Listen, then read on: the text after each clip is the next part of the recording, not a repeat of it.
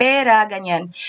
So, merong isa na nag-start ng lahat ng mga illegal na siya yung unang nagsimula nun na iba pa yung banggit niya.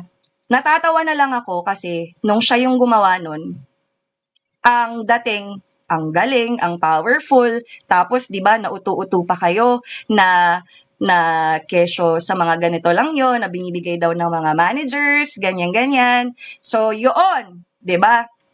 Naaalala ko, na nanonood ako doon, nakita ko yon tapos may mga iba na natutuwa na ipaghiganti mo kami, na ganito-ganito, nakunin mo yung mga basket ni ganito, na nung siya yung gumawa ng illegal, nagdidiwang sila.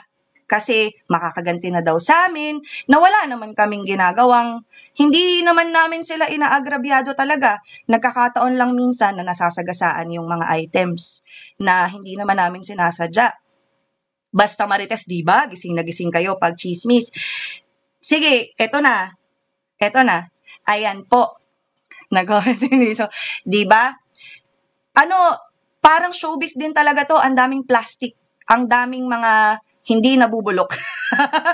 Ganon. Pero ganon talaga. Kaya ang natin, eto na, ayan na. Oo. Na-discuss naman na siguro yon, may idea na naman na kayo siguro.